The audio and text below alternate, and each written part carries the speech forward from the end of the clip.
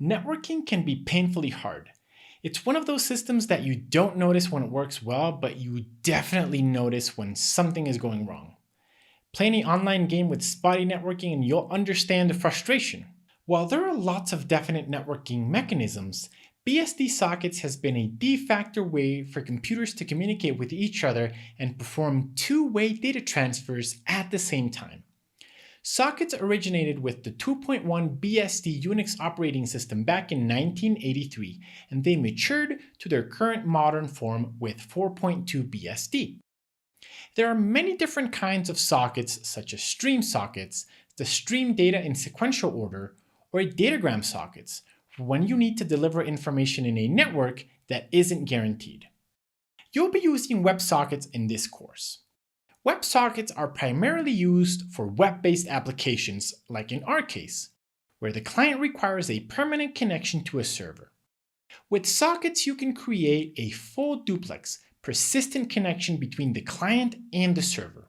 From there, it's a matter of reading and writing data between them without the need for a new connection to be established.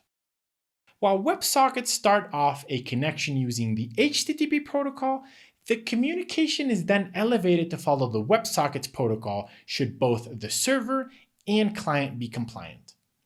Unlike a traditional REST-based request-response connection model, your WebSocket remains open as long as your app is running or for as long as you need. Since it's also a full duplex connection, two-way simultaneous communication is possible. This means that the server can push a message to the client while the client sends up some data to the server at the same time. With iOS, you can write your own networking using sockets, but it's incredibly hard. You have to account for all the various networks out there. This means that your app may work for one user, but may not work for another. And this doesn't even account for security, optimization, and a whole lot of other issues as well. Thankfully, Apple provides their own networking framework that provides all of Apple's optimizations and enhancements. If you need a tighter control of your networking code, you can use the network framework in your app. You're using URL Session, which is built on top of Apple's networking framework. URL Session provides a high-level API to do all the things you need to do in your apps without having to think about writing network code. Using this framework, you can use a WebSocket to make a server connection, send some data, and receive a response without getting tied up with all the issues that makes networking programming very difficult.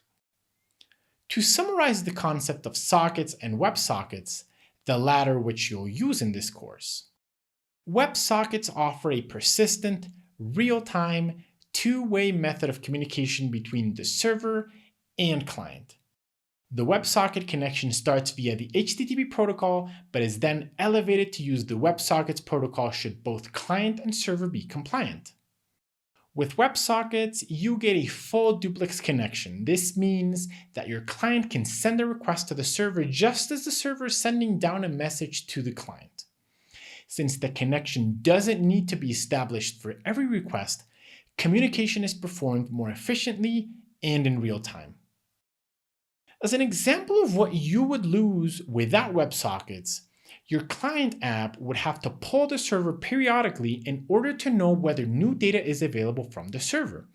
With WebSockets, the server can simply push down that data immediately in real time, and the client can handle things accordingly. And that's precisely what you'll do in the next episode, now that you know a little more about sockets. I'll see you in a bit in order to get working with sockets in your app.